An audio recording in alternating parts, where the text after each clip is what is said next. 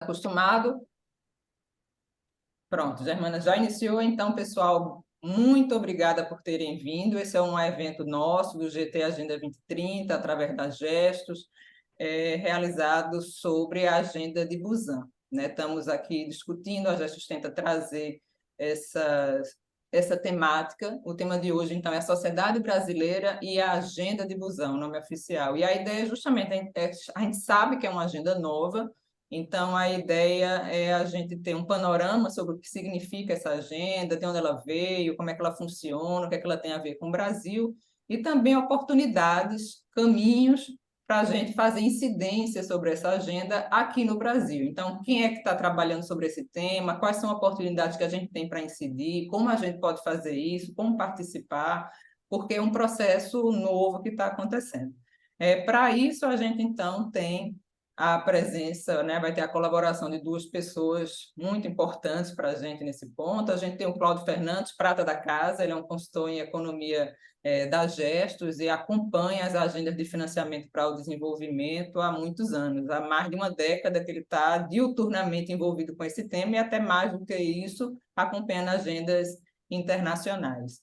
E para complementar aqui, a gente tem a participação ilustríssima de Júlia Ster Castro, que é secretária executiva do PAD, Processo de Articulação e Diálogo, e como é visita, a gente tem aqui um pouco da biografia dela para dar em mais detalhes, né? Como eu disse, ela é secretária executiva desde 88, e essa organização é uma rede de organizações da sociedade civil para promover reflexões e ações sobre sistemas de cooperação e como eles se refletem na política de desenvolvimento dos bens comuns, direitos humanos, desigualdades.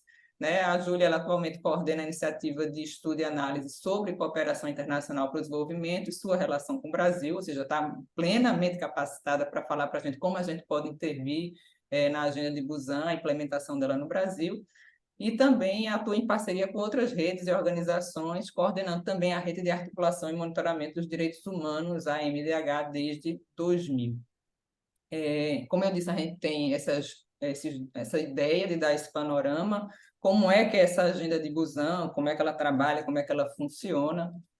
E aí, só para dar uma ideia geral, antes de Cláudio começar a falar, seria esse documento que foi adotado durante a 4ª Conferência de Alto Nível sobre Ajuda ao Desenvolvimento, realizada na cidade de Busan, que é uma cidade da Coreia do Sul. Ela tem mais de 10 anos, porque ela é de 2011, e ela tem como objetivo geral, Cláudio me corrija, que é melhorar a eficácia da ajuda ao desenvolvimento, tentando promover uma parceria mais forte, mais inclusiva, entre os países, tanto dos que doam os recursos quanto os que recebem, mas com a ideia de ser um processo transparente, de fortalecimento da apropriação de quem recebe e de uma cooperação, uma governança cidadã, como a gente chama, a partir dessa transferência, dessa transparência e dessa responsabilização, também na participação cidadã na definição dos caminhos e de como eles vão ser implementados e como esses recursos vão ser utilizados. Então, Cláudio vai dar uma ideia muito melhor do que eu disse sobre isso. Cláudio, por favor, apresente para a agenda de Busan, quais são os elementos dela e o que é que ela compreende. Obrigado, Juliana, pela introdução. Exatamente isso, a gente vai passar por um processo introdutório de apropriação do conteúdo dessa agenda. E talvez, a partir de hoje, talvez comecemos a chamar a agenda de um outro nome também, a partir dessa apresentação. Porque nós sempre estamos chamando de agenda de Busan. Mas, como vocês vão perceber na apresentação, essa é uma agenda que se iniciou não em 2011, na verdade, ela é muito interessante, ela se inicia em 2003, já que, como você falou, né, como Juliana falou, a Busan é uma conclusão de 4 conferências. Então, na verdade, a conclusão de Busan é o resultado de, na verdade, fóruns de alto nível, não eram conferências, eram fóruns de alto nível, que tem uma diferença, né? E foi também resultado de uma demanda que surgiu, aí sim, na primeira conferência de financiamento para o desenvolvimento, em Monterrey, no México, em 2002. Mas eu vou contar toda essa história e vou também aqui apresentar uma tela para a gente ir seguindo visualmente um pouco essa narrativa. Eu Vou botar aqui para play, mas às vezes dá um probleminha e eu perco o comando. Acho que eu perco o mouse. Anyway, mas vamos lá. Então, a parceria global para a efetividade da cooperação para o desenvolvimento, essa é a tradução que eu fiz assim na melhor forma possível, a partir do Global Partnership for Effective Development Cooperation. Isso foi uma iniciativa que, a partir de Monterrey, a partir do financiamento para o desenvolvimento, né, da primeira conferência, que é uma conferência marco para todo o processo de financiamento para o desenvolvimento e para o desenvolvimento sustentável, e que cria novas oportunidades de financiamento para a sociedade civil, mas também cria, né, a partir de Monterrey, novas dificuldades também para o processo de desenvolvimento. E a gente vai perceber mais ou menos por que isso ocorre. Então, essa parceria, ela é uma demanda, né, tirada da Conferência Internacional de Financiamento para o Desenvolvimento, para adaptar a noção de cooperação internacional e a prática de cooperação internacional, que até então, até 2002, vinha sendo praticada de uma maneira hierárquica e, digamos assim, autocrática, a partir do ponto de vista dos países doadores sobre os países receptores. E estamos aqui falando de cooperação internacional para o desenvolvimento, que é efetivamente uma agenda prática multilateral de tentar maior equidade entre os países a partir de uma realidade pós-colonial. Essa agenda ela se acelera principalmente a partir dos anos 50, dos anos 60, com né, de certa forma, como se diria, não a desconstrução, que não foi isso que aconteceu, mas o processo de descolonial que ocorre nos últimos países que ainda existiam no século XX, principalmente nos países da África, que ainda eram colônias no século XX, e a parte da Commonwealth inglesa, etc. E tal. Por que isso é importante? Porque o processo do descolonialismo é importante para a agenda de parceria e para a agenda de cooperação internacional e para especificamente a agenda, né, da efetividade da cooperação para o desenvolvimento. Pelo fato específico de que a cooperação internacional para o desenvolvimento é um instrumento de dominação geopolítica também. Eu faço a pergunta, está vendo? Não está passando slides.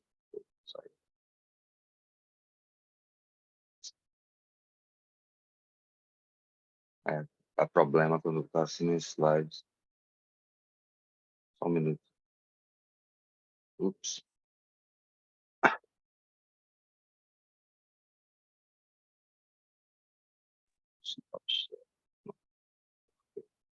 Cláudio, tente clicar com o botão direito para avançar, senão você pode me enviar o arquivo e eu posso passar para você. Estou tentando, mas nesse momento, por exemplo, o computador parece que travou.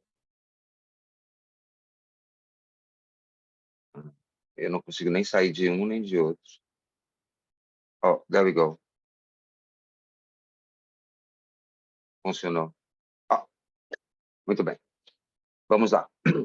Então, como eu te falava, esse processo, né, o processo da cooperação internacional, é um processo de tentar reduzir a desigualdade entre os países desenvolvidos e os países em desenvolvimento. E principalmente sempre com o objetivo de eliminar, né, dentro do ponto de vista bem pragmático da política real, a cooperação internacional é baseada no fato de que, se os países em desenvolvimento não se desenvolverem, o problema da migração para os países desenvolvidos se torna muito grande. E a partir dessa mentalidade, também essa influência dos países desenvolvidos sobre os países em desenvolvimento passa por um processo de cooperação internacional para o desenvolvimento. Até Monterrey, e na verdade até esse processo que nós estamos chamando de processo de Busan, isso era feito de uma maneira totalmente vertical. Os doadores decidiam o que os países receptores iriam fazer com aqueles recursos. E aqui estamos falando de recursos concessionários, ou seja, recursos que não são empréstimos, né? São doações, que faz parte dos fundos, né, utilizados para o desenvolvimento, de uma maneira geral. Ok, mas sob pressão dos objetivos do milênio, em 2000, né, publicado em 2000, e sobre uma nova categoria que estava se estabelecendo, a partir do fato de que cooperação sul-sul e cooperação triangular começa a fazer parte do léxico, né, e do entendimento da cooperação internacional. Ela não é só agora norte-sul, ela é multipolar, né? E a partir do Consenso de Monterrey, que é esse documento que está aqui do lado, de 2002, percebe-se uma estagnação do sistema de cooperação, né? Esse é um instrumento de política externa neocolonial e as decisões sendo tomadas pelos países doadores. E aqui vem a cronologia desse nosso processo.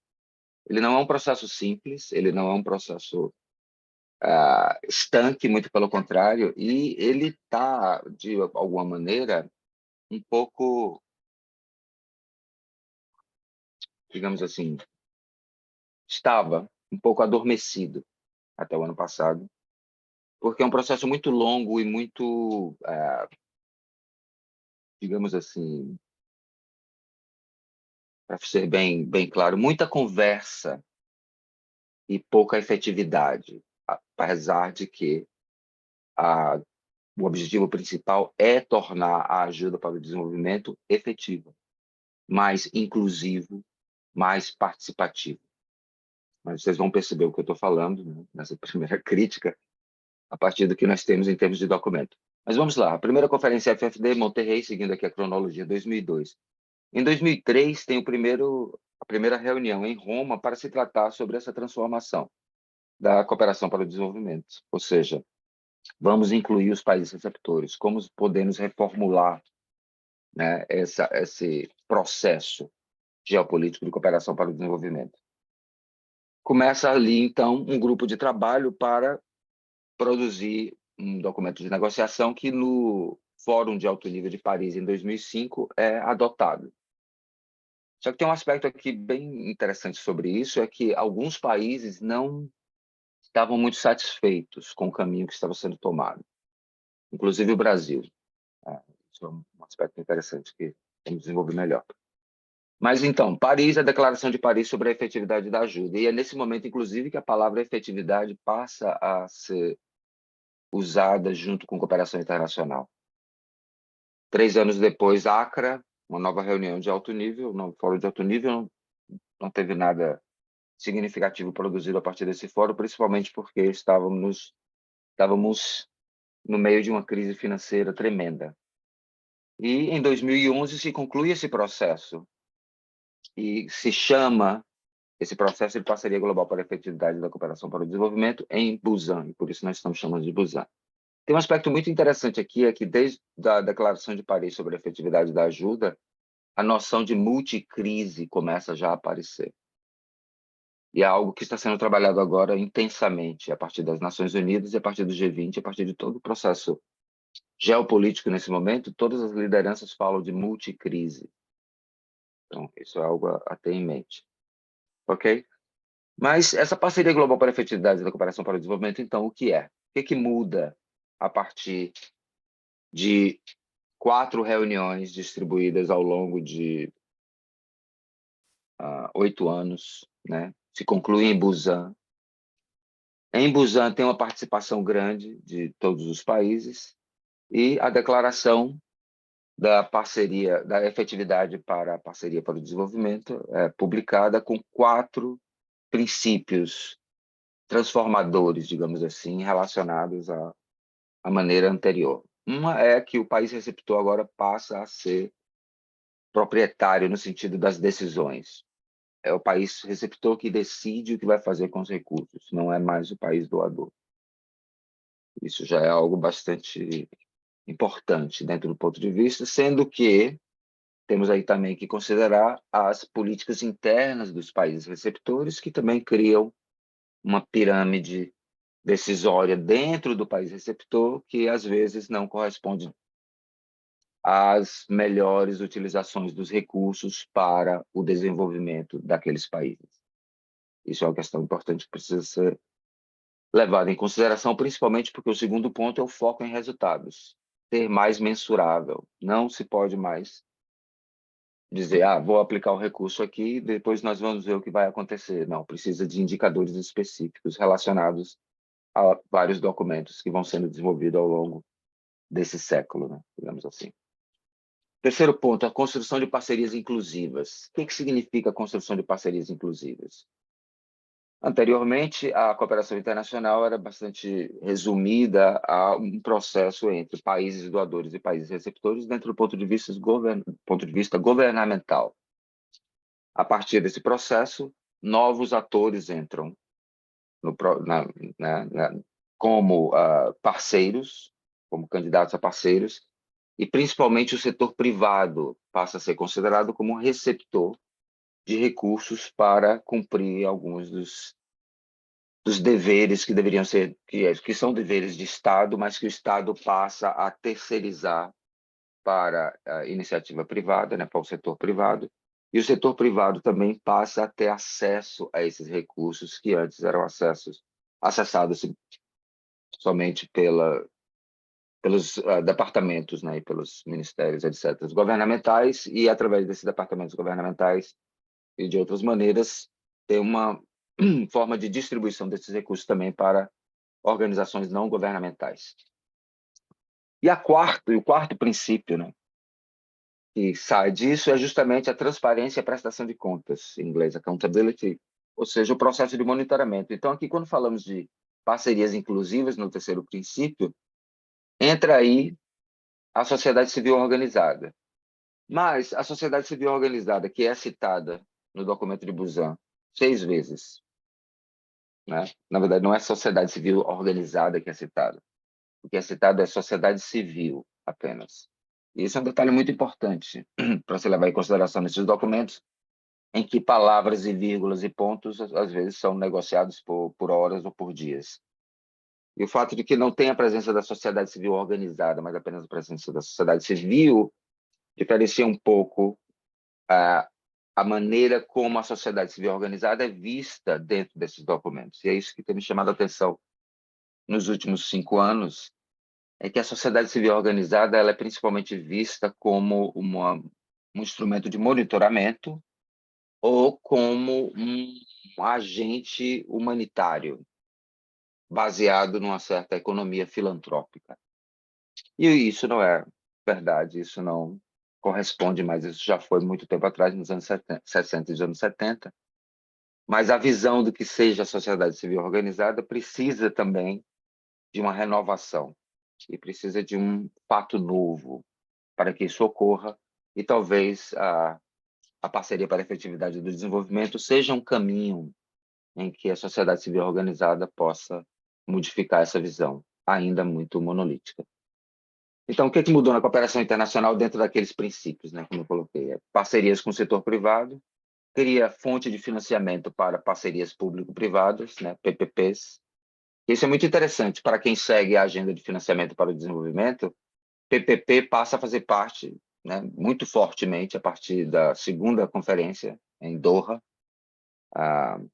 em 2008, né, um pouco em paralelo com a conferência que ocorria também em 2008 em Paris, em Accra.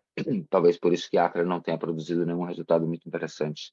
Todo mundo sob o impacto daquela crise financeira de 2007 e 2008, né, que explode em 2008.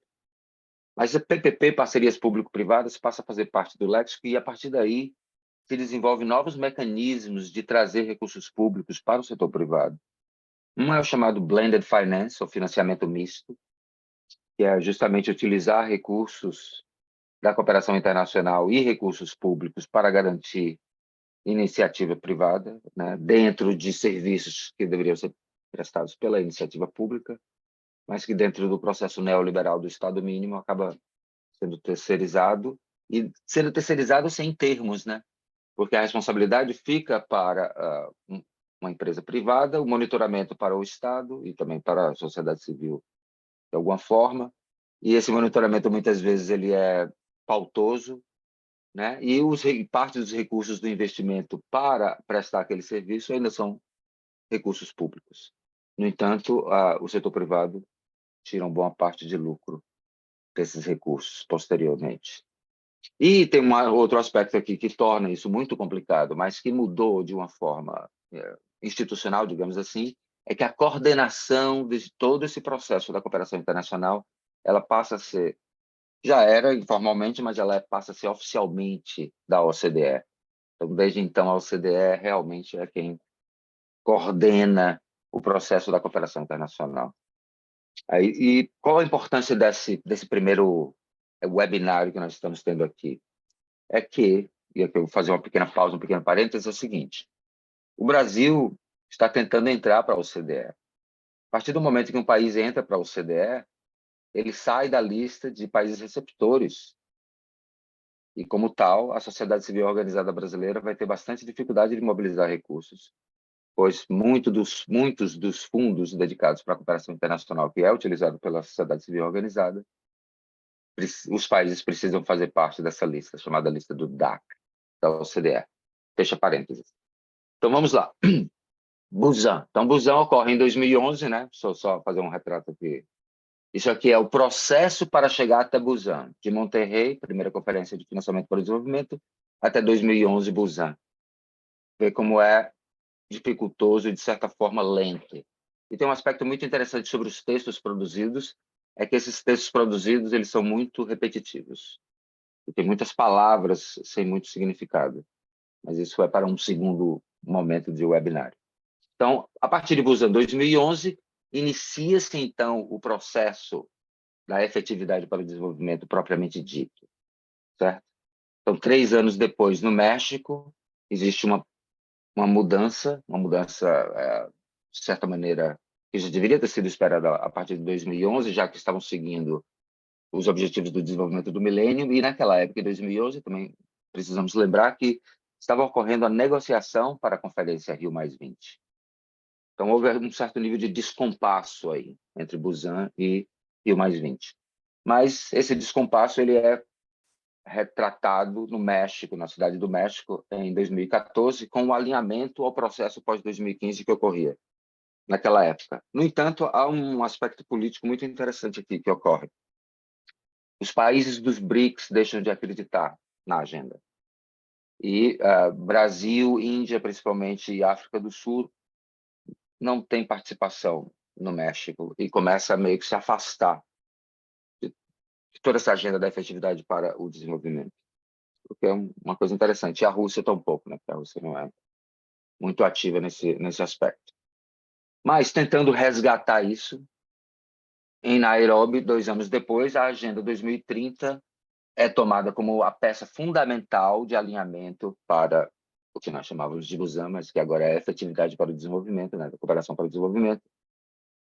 E, principalmente, a decisão de que agora os relatórios de monitoramento da agenda seriam também reportados ao Fórum Político do Alto Nível em Nova York, em paralelo ao monitoramento da Agenda 2030.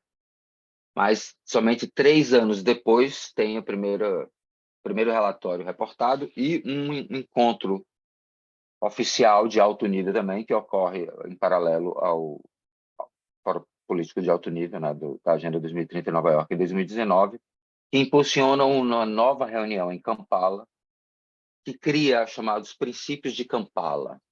E os princípios de Kampala é todo voltado para o setor privado. Como fazer o processo de direcionamento de recursos da cooperação internacional para o setor privado e o que o setor privado precisa cumprir para ter acesso a esses recursos.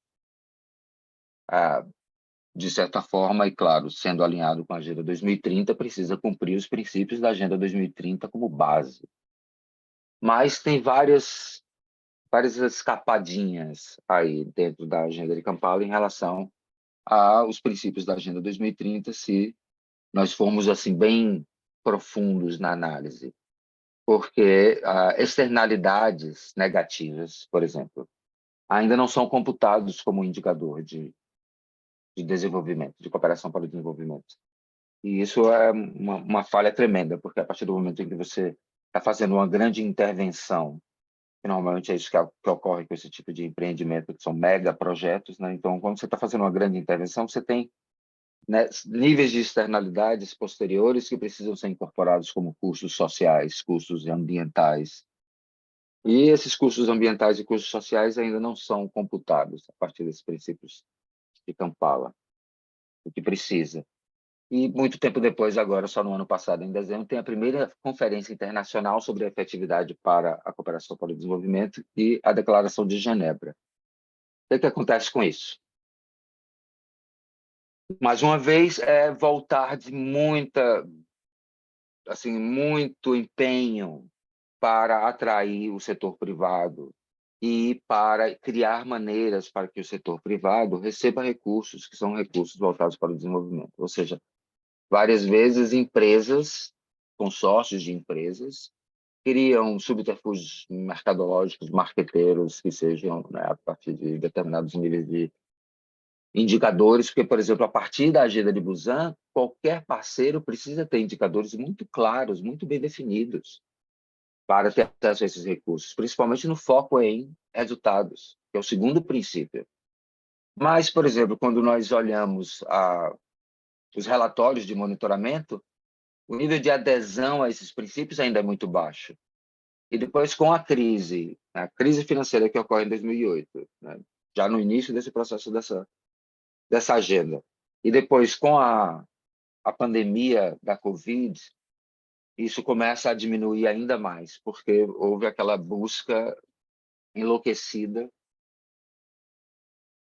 entre aspas, digamos assim, mas acelerada, né, por recursos com a explosão da história da pandemia.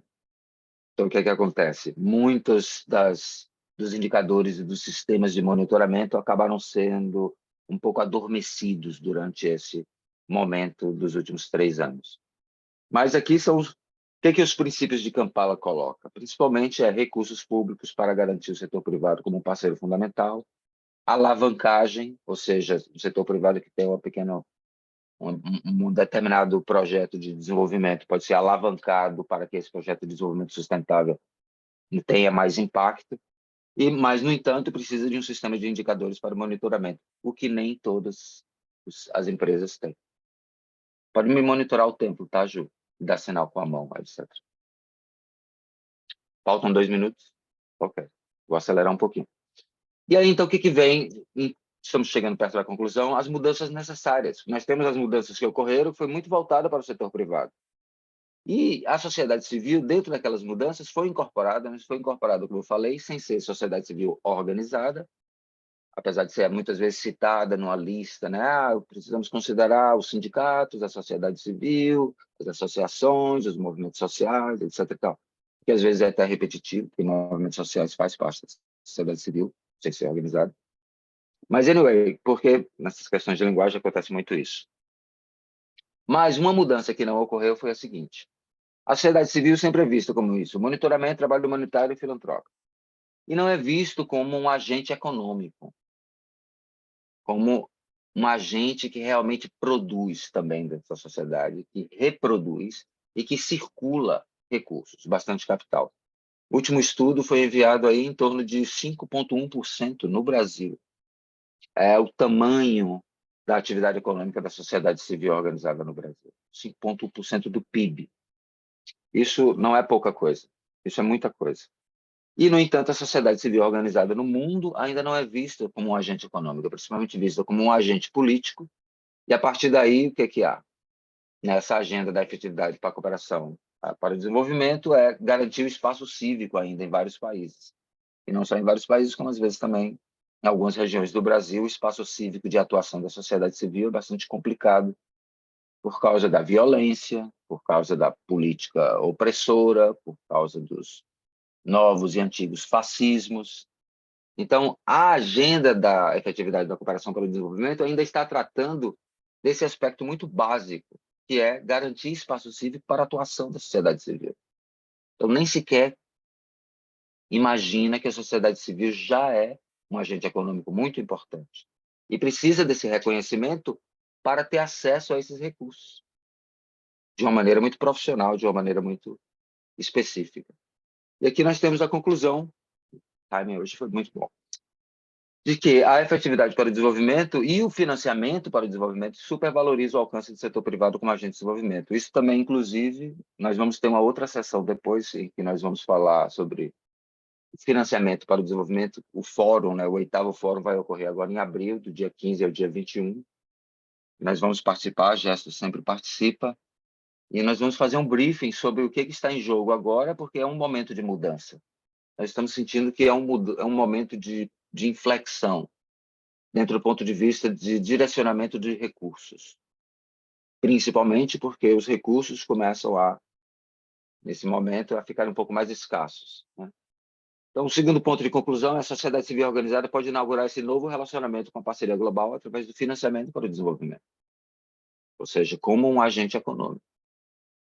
Organizações da sociedade civil terem acesso não só como agentes de monitoramento, ou como agentes de ajuda, mas como agentes implementadores e implementadoras, né? Então, são organizações.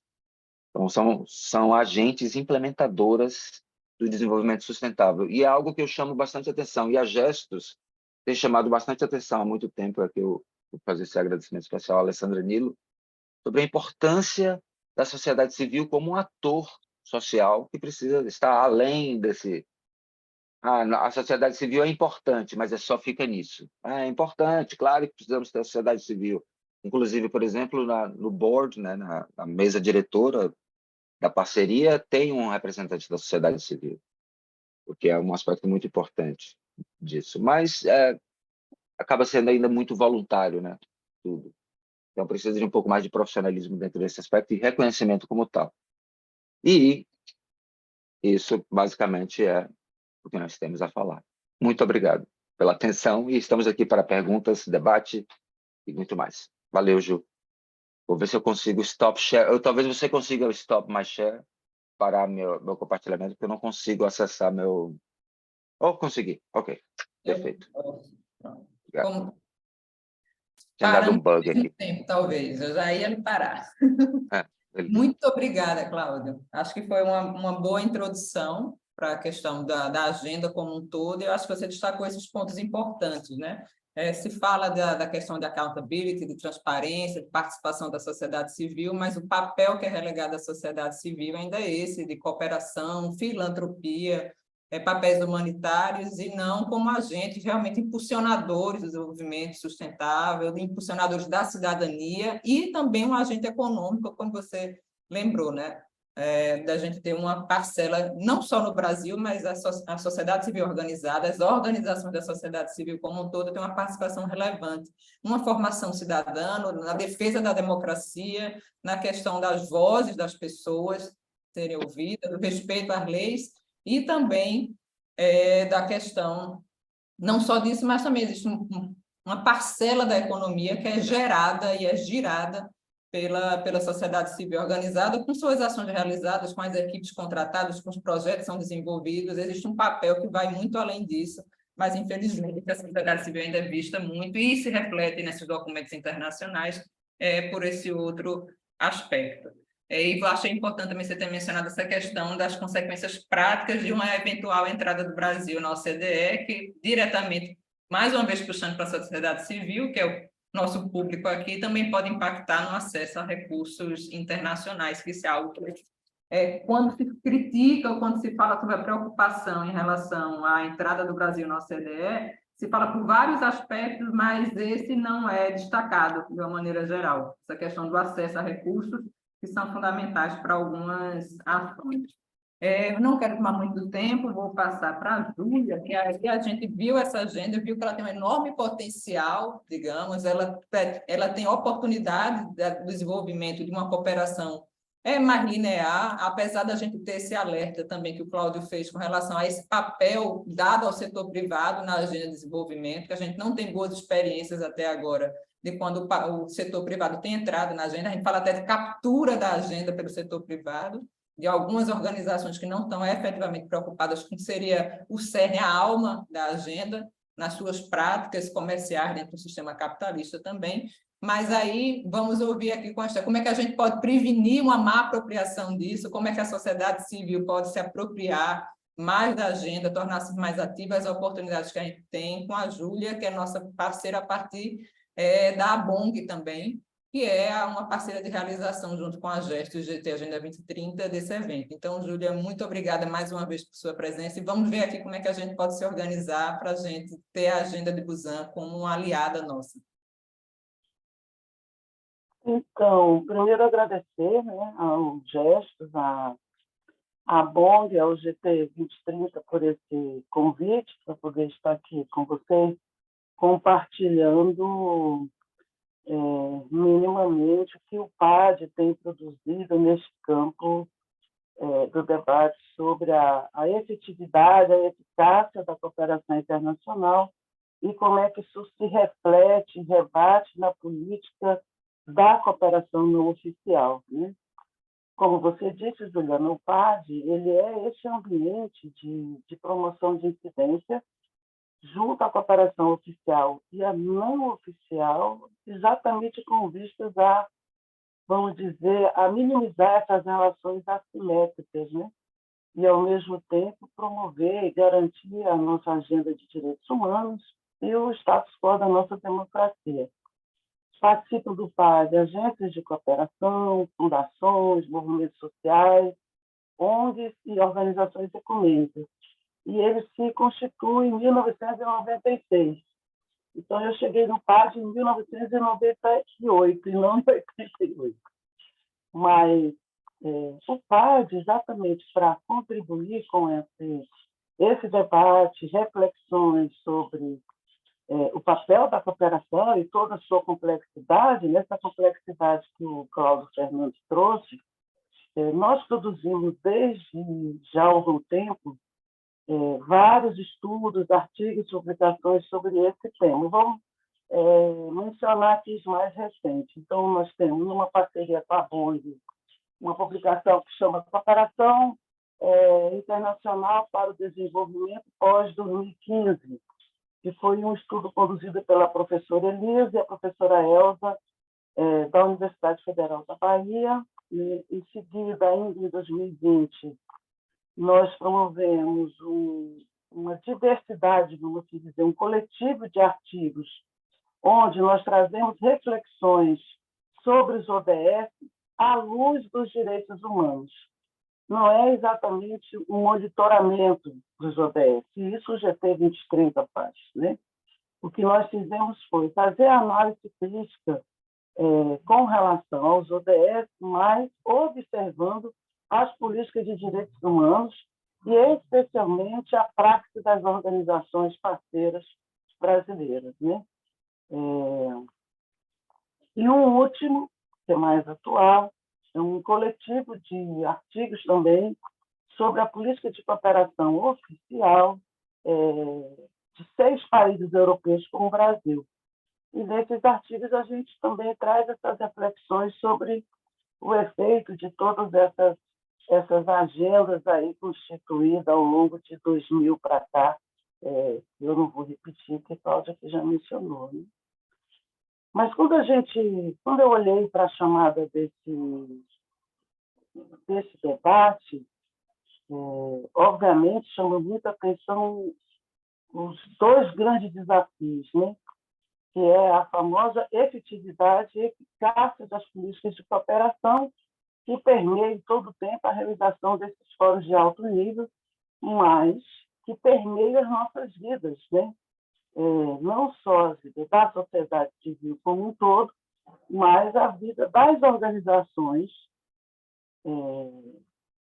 que têm parceria seja parcerias com próprios governos, a partir de editais com embaixadas, né, União Europeia e embaixadas de outros países, assim como quem tem parceria com agências e fundações que aí expressam uma cooperação não oficial.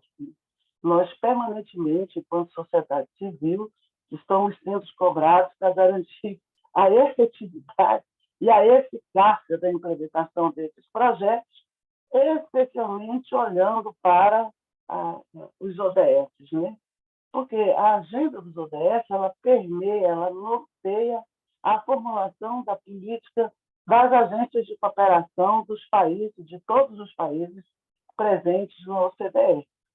Então, o que eu estou querendo colocar é, na medida em que se estabelece esses pactos, esses acordos, né, no âmbito da política da cooperação oficial, obviamente ela repercute para as organizações parceiras que mantêm essas suas relações com a cooperação, vamos dizer, não oficial, mas obviamente também é oficial aí através, por exemplo, das embaixadas. Né?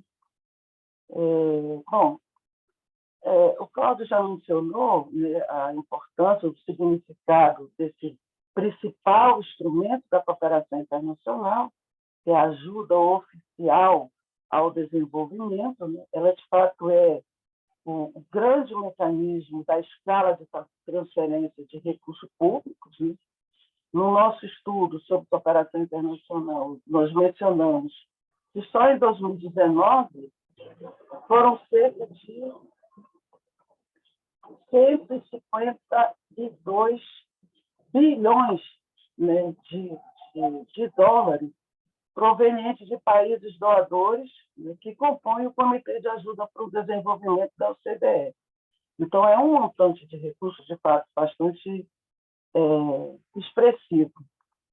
A questão, eu acho que tem duas questões que a gente precisa observar aí. Primeiro, essa atenção agora proeminente para o setor privado, já dito aqui anteriormente, né, que vem se apropriando dessa agenda, e não só dessa, mas vem se apropriando de diferentes agendas da política de cooperação. Por exemplo, se nós formos olhar para a política de cooperação bilateral Alemanha-Brasil, há uma ênfase bastante, vamos dizer, ênfase da participação sim, do setor privado, porque olha o setor privado como um importante ator para garantir a sustentabilidade dos grandes projetos de desenvolvimento, quando se fala, por exemplo, dos projetos energéticos. Né? Então, esse ator que chega na política de cooperação não é de hoje, né? Esse ator privado, ele, de fato, tem nos chamado a atenção e acho que, de fato, as organizações da sociedade civil precisam estar atentas a isso. Uma outra informação é, bom, sociedade civil e a sua relação com essa eficácia e eficiência da agenda, em que medida se consegue ser eficaz quando as organizações da sociedade civil, de fato, não são uma prioridade nesses pactos estabelecidos, né? Aparece como atores importantes, como vocês já disseram, para a política de monitoramento, para a política da ajuda humanitária, mas ela ainda não é vista, de fato, como um ator estratégico na garantia, por exemplo, da pauta do desenvolvimento, na pauta dos direitos humanos, na pauta da democracia, na pauta da sustentabilidade ambiental. Né? Há um longo caminho a percorrer para que a sociedade civil, de fato, seja vista como um ator prioritário, né? Como um ator importante e estratégico em cada país. Aqui eu queria trazer, então, alguns dados para expressar como é que esse recurso, esse volume de recursos chega até a sociedade civil. Esses dados também constam nos estudos publicados pelo PAD, constam lá no nosso site. Mas antes é importante mencionar o seguinte: no nosso primeiro estudo, dos 5 países analisados, que foram Alemanha, França, Suécia, Inglaterra e Noruega, esses 5 países, em 2019, eles já diziam que os temas mais importantes para eles, para o estabelecimento das parcerias, especialmente com o Brasil, tratava-se de clima, proteção e conservação da floresta, regulamentação do mercado financeiro sustentável, cadeias produtivas sustentáveis, agricultura de baixo carbono, o aumento do investimento do setor privado no desenvolvimento sustentável. Então, vejam, essa é uma agenda que nós podemos dizer que 90% dela depende da sociedade civil brasileira. Depende dos povos e comunidades tradicionais, depende dos povos originários que, de fato, estão nos territórios e nas comunidades. E essa agenda ela é cobrada permanentemente das nossas organizações, porém, o acesso ao recurso não se dá de maneira, vamos dizer assim, igualitária, né? Então, vamos lá. Em 2019, segundo a própria Ajuda para o Desenvolvimento, né, oficial, contabilizado pela OCDE, apenas 13,8% foi direcionado para parceria com ONGs. E vejam, a maioria dessas ONGs baseada nos países doadores. E entre 2017 e 2018, as ONGs baseadas nos países em desenvolvimento receberam apenas 5,3% desse montante. Então, vejam, eu quero sim parceria com a sociedade civil, desde que seja a sociedade civil do meu país. E, quer dizer, o recurso é destinado para as organizações do seu próprio país. Para as organizações fora deste país, dos países doadores, apenas 5,3% receberam desse montante. Bom, dentre os países doadores, considerando esses países que nós destacamos, precisamos no nosso estudo, nós podemos dizer que há uma variação bastante significativa de país para país, em termos de doação. Então, a Suíça, 34,7%, Noruega, 26,5%, Reino Unido, 16%, Alemanha, 7% e França, 3,7%. Então, eu queria finalizar, Juliana, dizendo o seguinte: não há e não haverá efetividade e eficácia da cooperação para o desenvolvimento sem a participação da sociedade civil. E essa disparidade, hoje, no mecanismo de doação, ela precisa, de fato, diminuir, né? Ela precisa olhar para quem, de fato, está aqui atuando e minimizando os impactos dos grandes projetos de desenvolvimento, estabelecido aí já em outros acordos, né? Que são os acordos comerciais. Abrindo parênteses, nós estamos vendo aí, acompanhando o debate bastante atual sobre o acordo União Europeia, Mercosul e EFTA, né? Esse acordo ele corre o risco, inclusive, de não ser concluído, na medida em que há da parte dos países europeus uma alta exigência para os países latino-americanos, e nós aqui dizendo, olha, nós que temos como, né, o atual presidente do país, disse, nós temos total interesse em estabelecer e firmar um acordo, mas nós precisamos discutir as condicionantes de maneira igual, né? De igual para igual. E aí tem todo um longo debate a ser feito e acompanhado, e acho que monitorado pela sociedade civil. Para isso tem aí a frente constituída por mais de 100 organizações que têm acompanhado esse debate, né? E do qual, inclusive, nós somos parte também.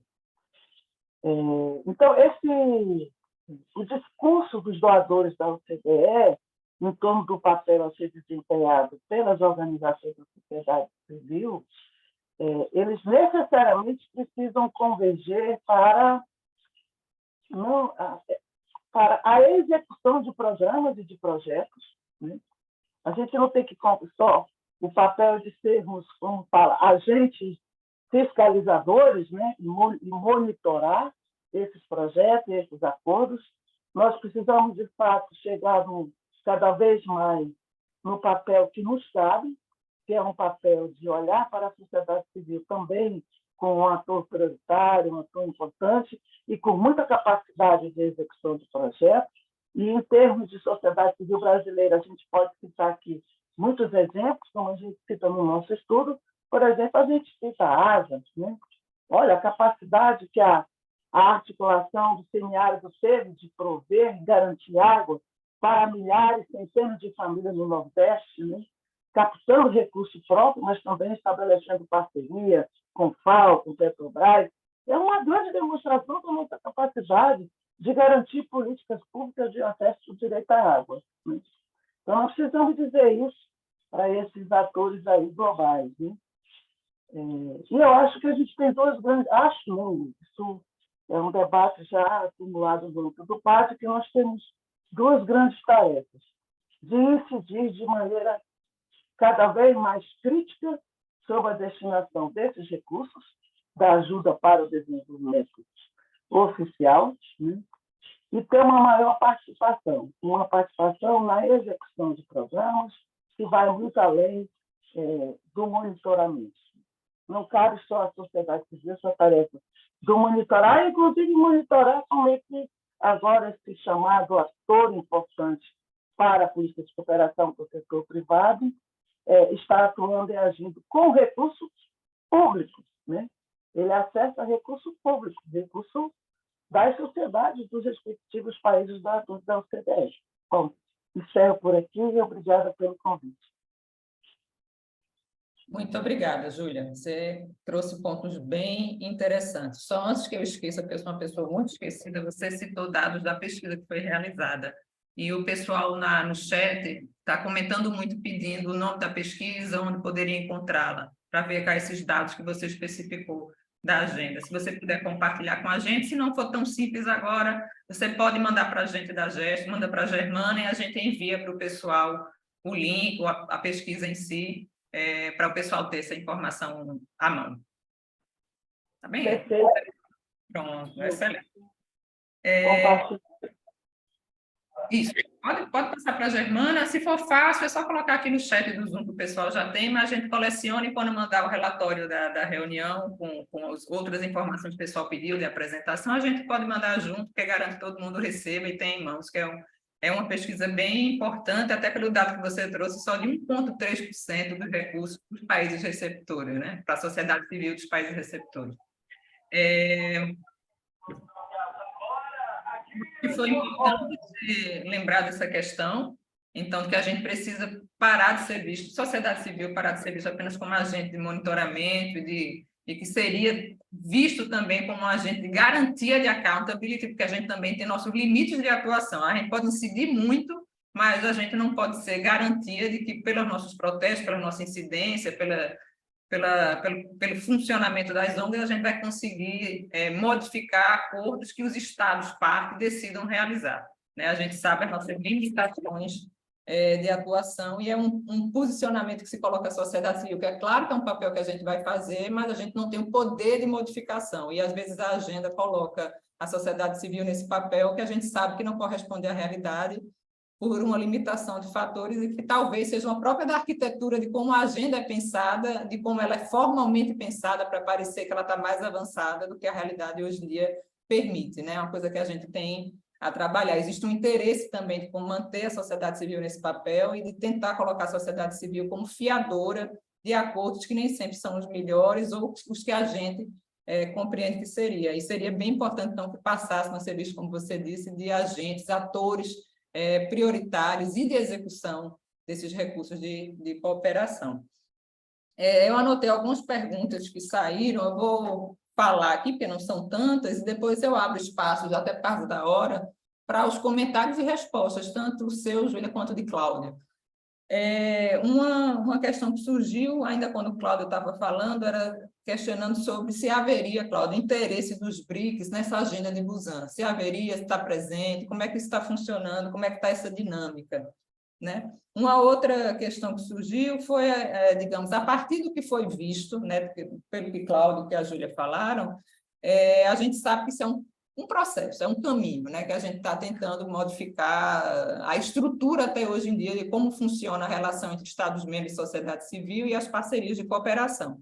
Mas haveria, então, algum espaço, alguma oportunidade, como a conferência que deve ser realizada daqui para dezembro, de própria Busan aqui na América Latina, haveria algum espaço, alguma oportunidade da sociedade civil para buscar essa participação mais efetiva ou um processo de definição dessas prioridades, em que a gente possa estabelecer mecanismos, nem que sejam regionais de América Latina, de compromisso dos Estados-membros pelo respeito à oitiva da sociedade civil e de como transformar isso. Acho que só por isso já dá pano para manga para a conversa, a gente não tem tanto tempo. Cláudia, eu passo primeiro para você e, em seguida, a Júlia faz as suas respostas e a gente já começa também com um pouco de considerações finais. Cláudio?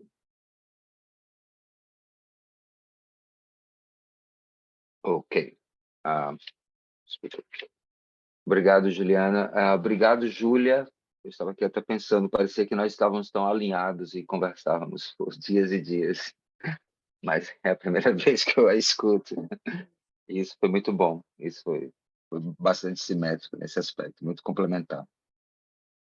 E foi um prazer escutar todo esse processo. Realmente não é uma agenda nova no sentido de que ela pode ser ela precisa de renovação nesse momento, mas é uma agenda que eu estava aqui já de 12 anos a partir de Busan, se não consideramos desde o processo de 2003 em Roma, como eu coloquei, né? Então é bastante tempo de repetição de conteúdo, porque é incrível isso. O conteúdo ele vai sendo repetido e sendo um pouco aumentado um pouquinho cada vez mais para o lado do setor privado, né? No linguajar e se alinhando também com os resultados que estavam vindo do Fórum de Financiamento para o Desenvolvimento e do discurso hegemônico que ocorre nas Nações Unidas sobre essa valorização do capital privado como agente do desenvolvimento sustentável. Algo que precisa de um confronto muito forte. Então, mais ou menos já chegando um pouco em termos ao gol, eu vou para as respostas, mas chegando um pouco em termos de conclusão, nós precisamos cada vez mais construir um discurso, uma narrativa hegemônica sobre essa importância da sociedade civil e mostrar com dados. O exemplo da ASA é perfeito, eu amo, adoro. Eu falo o tempo inteiro sobre o exemplo das cisternas de placa, sobre fundo rotativo solidário, sobre a tecnologia social e econômica que está por trás de tudo isso, né? Mas vamos lá, BRICS. BRICS muito receoso em relação a isso, em relação à agenda. Também teve o fato de que nós tivemos os últimos 4 anos horrorosos na política brasileira, e isso não contribuiu em nada para qualquer forma de protagonismo do Brasil em nenhuma das agendas. Na verdade, o Brasil, durante os últimos 4 anos, ele estava cada vez mais se retirando, né, dos espaços e se diminuindo, né, até se transformar num nanico, que foi uma coisa absurda do que aconteceu durante os últimos 4 anos, só para você ter uma ideia realmente do efeito nefasto da última presidência, que diminuiu demais a participação do país na agenda internacional. Então, não, os BRICS aí continuam ainda bastante receosos, e isso é uma oportunidade para que o Brasil possa, de repente, reiniciar uma liderança regional, inclusive uma liderança global, no sentido de retransformar um pouco no que Juliana até colocou no final, né? De modificar e transformar um pouco a direção dessa agenda de efetividade, né, da cooperação para o desenvolvimento e voltar mais para a efetividade da cooperação para o desenvolvimento sustentável. E aí, como diz a Júlia, e como a Alessandra também fala bastante, repete bastante, isso, não há desenvolvimento sustentável sem o envolvimento da sociedade civil organizada. E não há implementação do desenvolvimento sustentável sem a participação da sociedade civil organizada, como agentes implementadores, não só como fiscalizadores, não só como essas coisas. E isso precisa ser levado em consideração e, como a Júlia colocou muito bem, precisamos ter mais simetria no acesso aos recursos. Então, os BRICS ainda estão receosos, mas algo que pode estar, talvez, em processo de modificação. A Índia era outra receosa, e a África do Sul, e nesse momento a Índia tem uma relação muito ambígua e muito complicada entre governo e sociedade civil na Índia. Na verdade, enquanto o governo está tornando a sociedade civil indiana extremamente ilegal, criando cada vez mais dificuldades. Por exemplo, na Índia, uma organização da sociedade civil não pode receber recursos externos. É considerado ilegal. Você vai para a cadeia. se você receber recursos externos. E agora criou-se uma nova lei, Moody criou uma nova lei, inclusive de extrema auditoria para os recursos internos entre fundações, porque estava dizendo, não, estão lavando recursos, etc. E tal. Tudo subterfúgio para, na verdade, proibir as organizações que são organizações né, combativas, etc. E tal. Ao mesmo tempo, a Índia é a presidente do G20 nesse momento e está aí financiando toda uma outra ala da sociedade civil indiana e fazendo uma propaganda global como se a Índia fosse um paraíso da democracia, da participação da sociedade civil. Então, isso é bastante ambíguo também. Em relação à segunda pergunta sobre os mecanismos regionais globais de transformar, acredito que sim. Eu acho que, na verdade, é uma estratégia bastante estrutural dentro do trabalho da Gestos, que é cada vez mais... me lembro bastante uma publicação que a gente fez em 2011, que já existe bastante declaração, já existem tantos mecanismos, nós precisamos colocar em prática, nós precisamos implementar.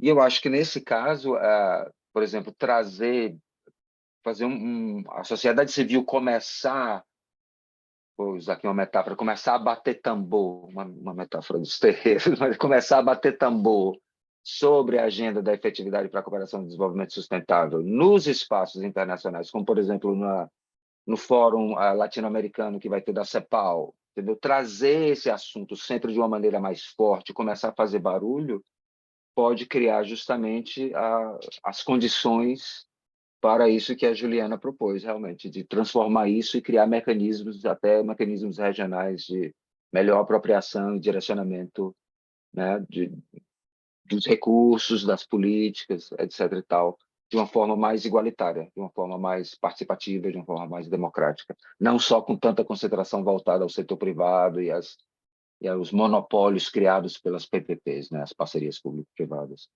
Então, mas isso está aí a motivação, inclusive, deste evento e de outros eventos que nós vamos fazer, é motivar a sociedade civil a ser um agente também ativo nesta agenda.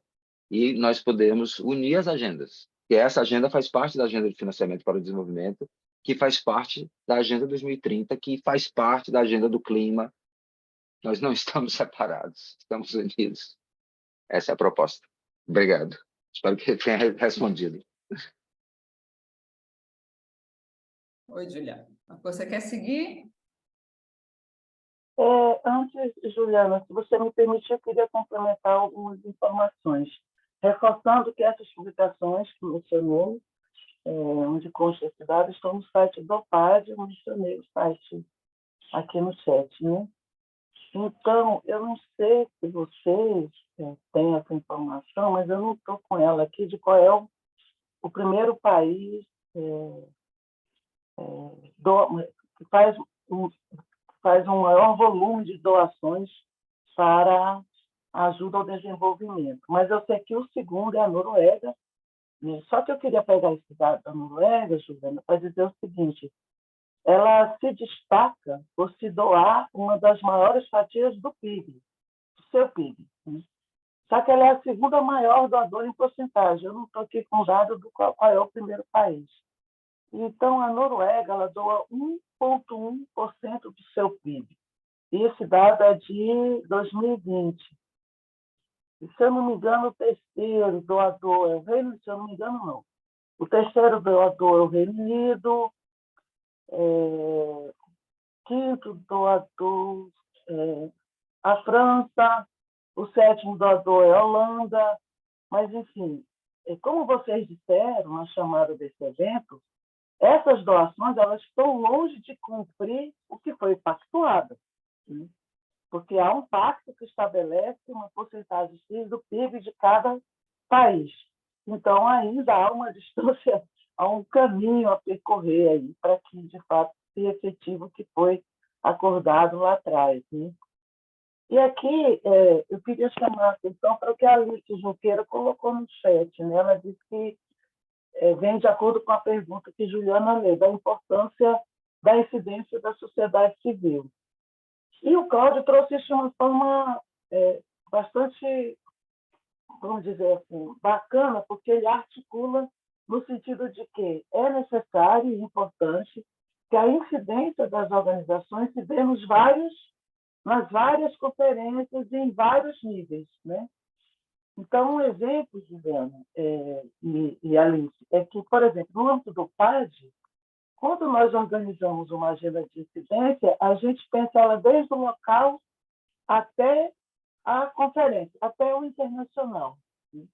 E a gente faz questão de perpassar, por exemplo, se nós vamos fazer uma agenda em Genebra ou junto ao governo alemão, a gente faz questão de passar, de dialogar com a embaixada da Alemanha aqui no Brasil, dialogar com o parlamento alemão, para poder a gente chegar, quando a gente chegar no âmbito do executivo alemão, a gente ter percorrido esse caminho e eles terem bastante claro qual é o significado da nossa agenda, o que é que nós estamos pautando, né? E o que a gente espera do governo alemão nessas conferências e nesses fóruns de alto nível. Isso a gente faz neste ambiente, como a gente faz junto ao Conselho de Direitos Humanos da ONU, em articulação, em parceria com a articulação de monitoramento de direitos humanos.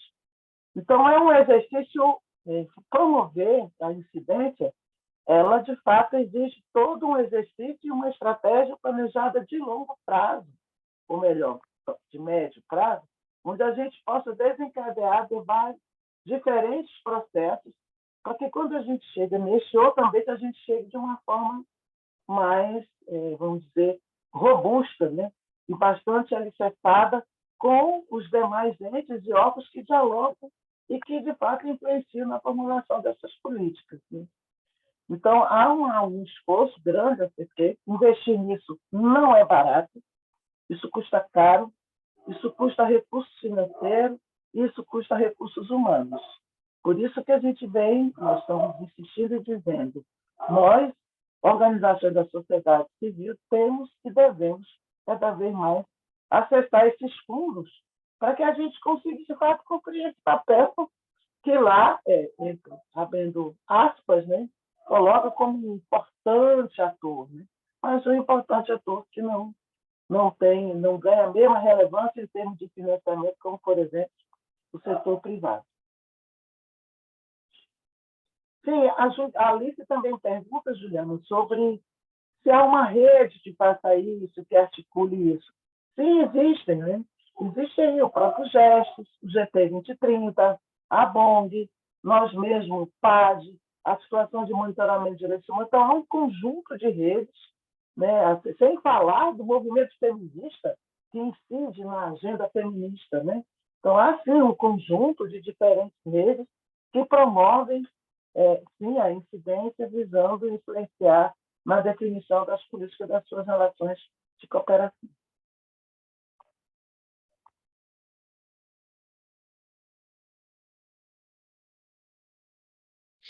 Pronto, meu microfone tinha travado, não saía do mudo.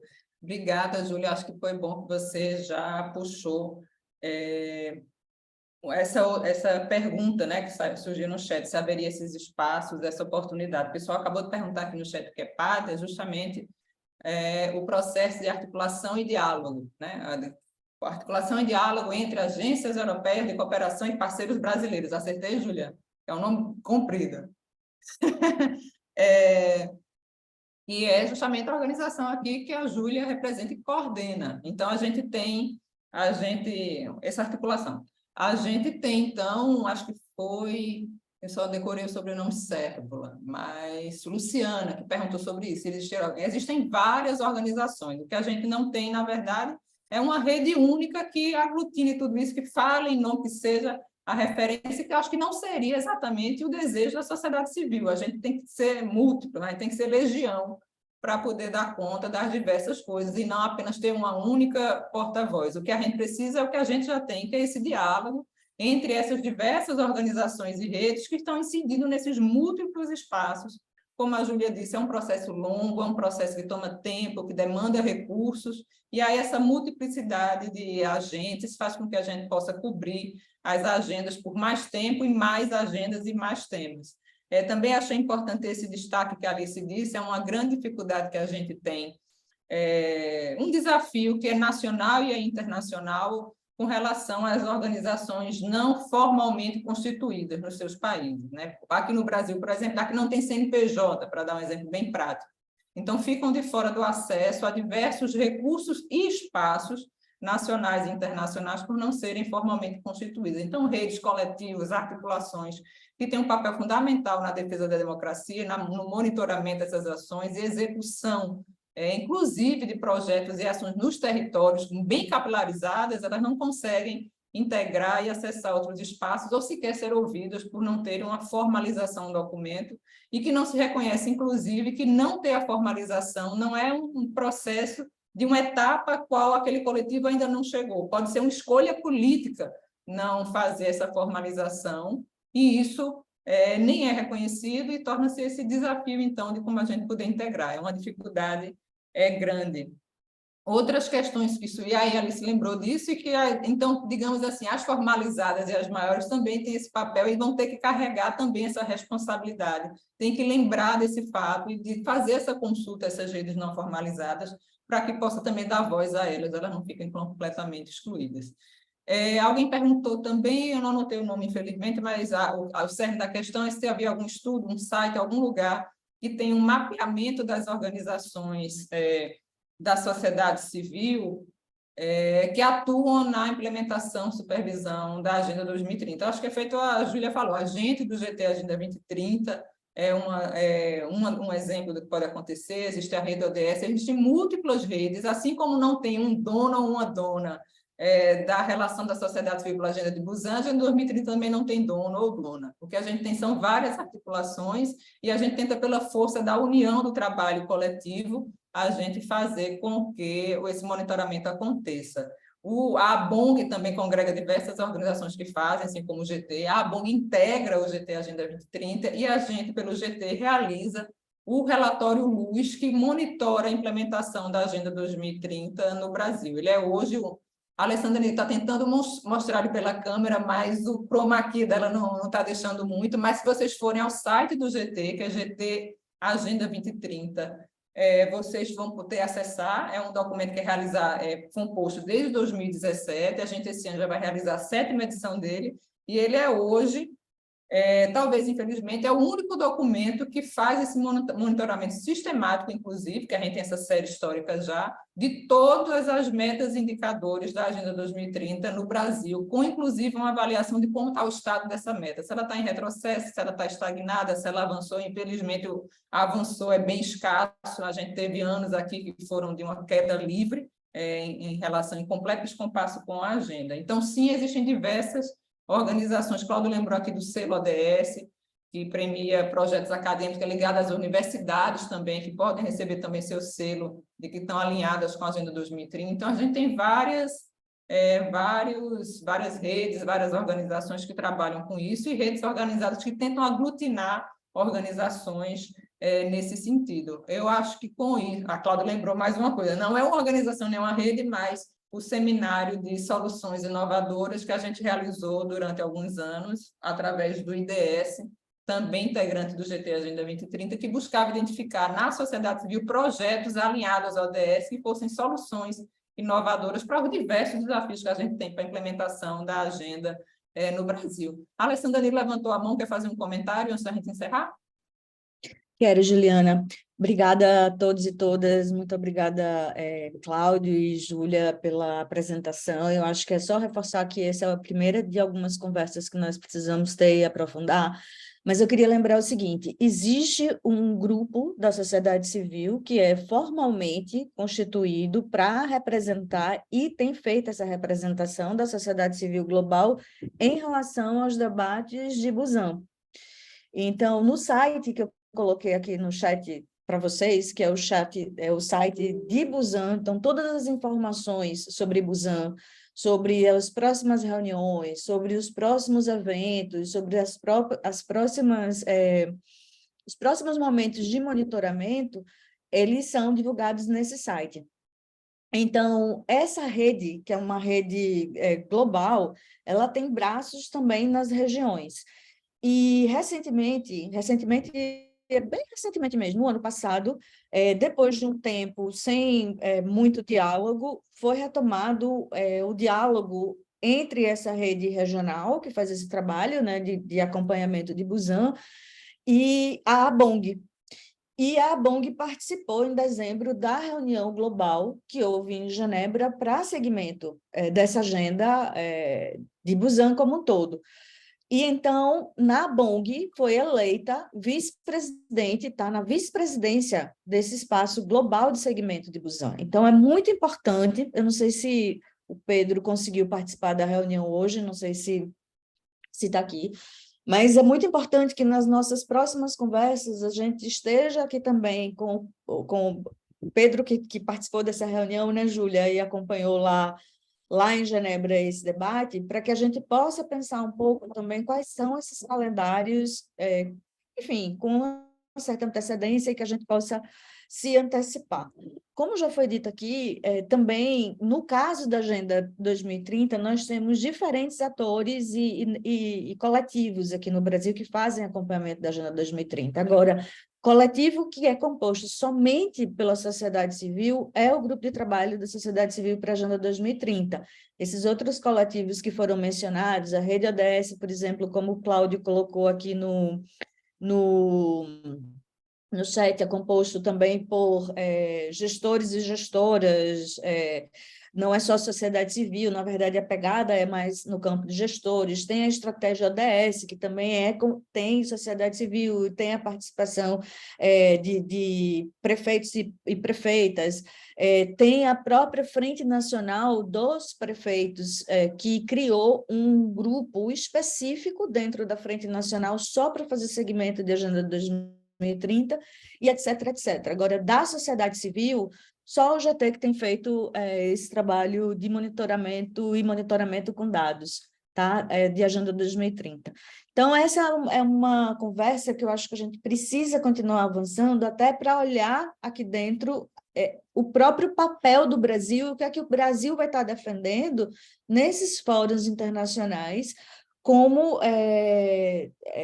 política de participação social, digamos assim, influência da sociedade civil nesses processos da cooperação. Nós temos, como o Cláudio falou aí, o 17.17, que é uma meta de Agenda 2030, que é a única que menciona a sociedade civil e menciona exatamente no processo de construção de parcerias.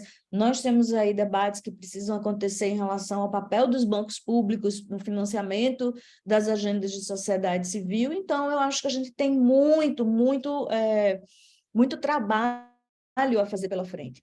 E, finalmente, eu acho que o último ponto que seria interessante, já para a gente deixar aqui como, digamos, o gancho para a nossa próxima reunião, para todo mundo se animar com essa próxima reunião que a gente vai chamar nesses próximos dois meses, eu acho que daqui a uns 2 meses, é porque a gente precisa se unir, fazer um processo de incidência para que o Brasil volte a entrar na agenda de cooperação internacional de maneira mais forte, né? O Brasil, quando se torna um país de renda média alta, e todas nós aqui que trabalhamos com financiamento, né, e buscamos, né, financiamento internacional, a gente tem visto muito isso, que é a saída da cooperação internacional do Brasil, que é um processo que já vem acontecendo nos últimos 15 anos, de diferentes áreas, e em todas as áreas. A Luciana Serro estava perguntando aqui no começo como que era esse processo de financiamento da cooperação, e quem define é muito a partir do interesse dos países, muito a partir de eixos temáticos diferentes, o volume de recursos varia muito, o formato de financiamento também varia muito. Então, por exemplo,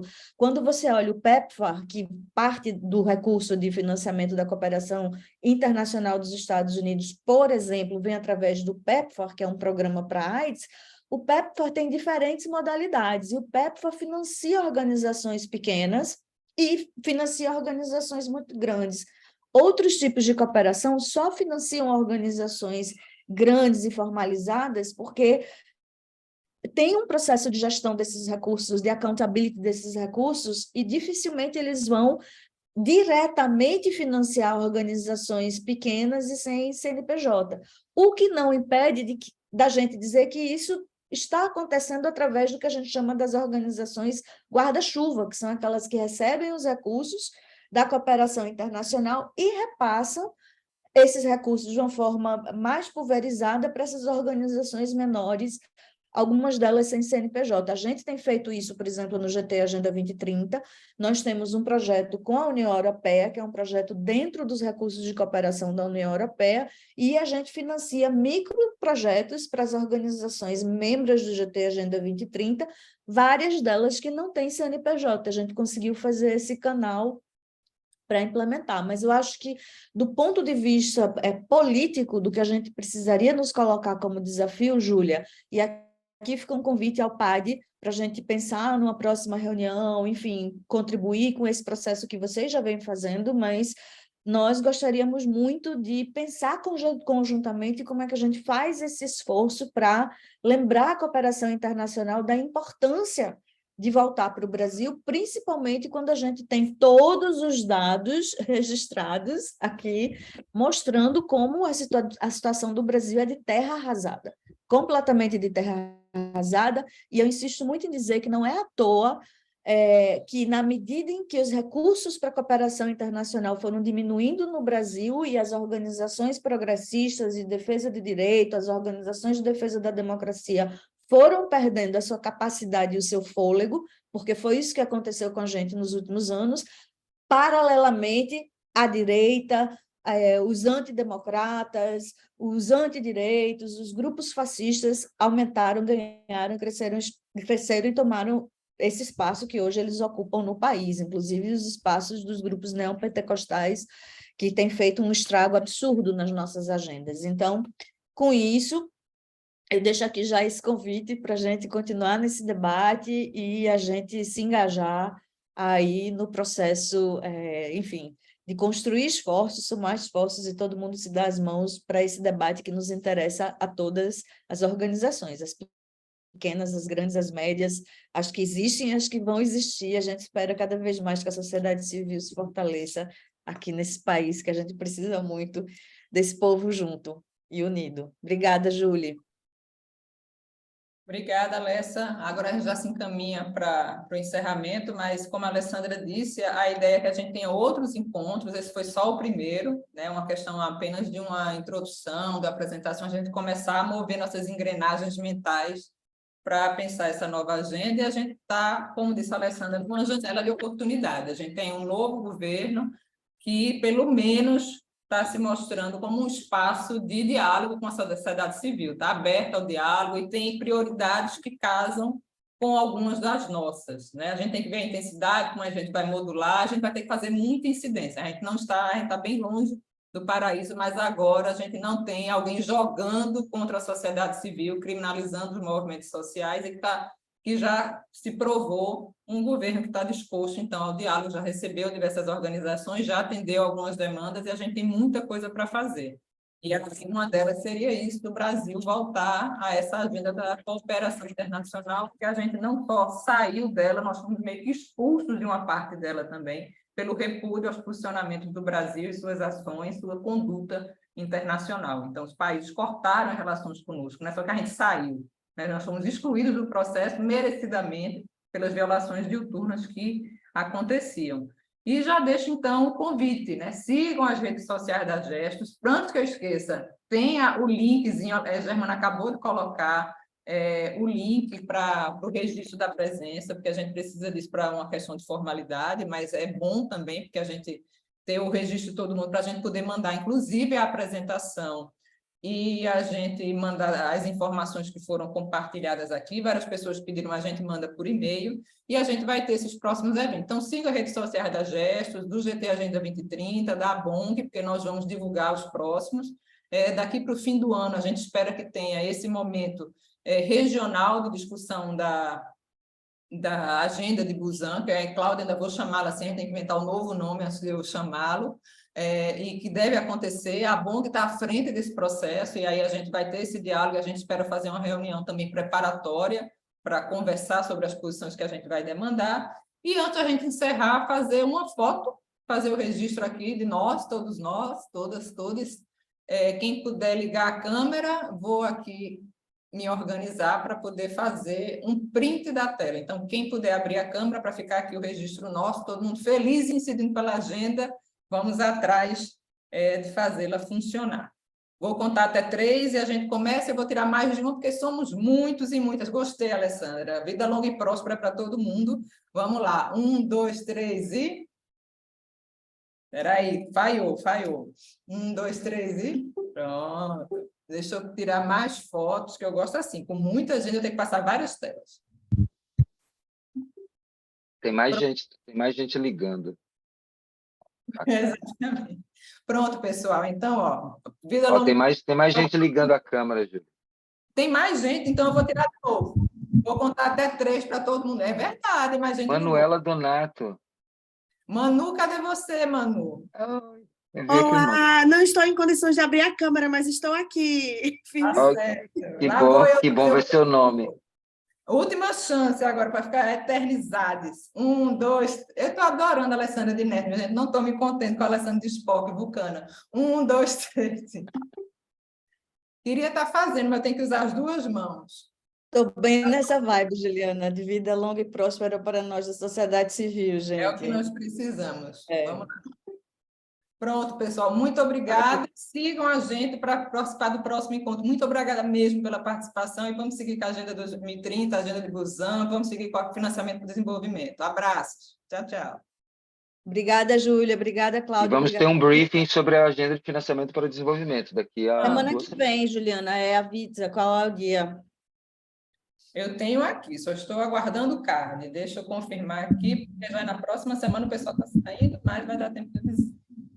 Ô, gente, saudade de vocês. Eu tô aqui Oi, quietinha. Ó, A gente vai mandar... Diga, Chica. Nós vamos mandar o informe do evento sobre o financiamento para o desenvolvimento, a agenda, esse briefing que o Cláudio falou, junto com o material que eu vou mandar por e-mail, tá certo? Aí vocês já fazem o registro. Perfeito. Ô, Ju, o Fórum Brasileiro está trocando a coordenação. Acredito que vocês vão ter vários universitários aí que vão poder contribuir, viu? Eu acho que vai ser a penúltima reunião, a próxima, talvez, a gente vai estar apresentando os próximos participantes. Mas, olha, não me abandone, não. Estou aqui, viu? A cozinha está quase Não, como está a cozinha? Uai, está quase pronta lá. Daqui a pouco vou chamar vocês para vir colocar a mãozinha lá. Alessandra, sua mão vai lá para a parede. Estou querendo comer, Chica, estou querendo comer. Posso até ajudar um pouquinho, mas eu quero comer essa comida gostosa, com muito Vitória Pronova.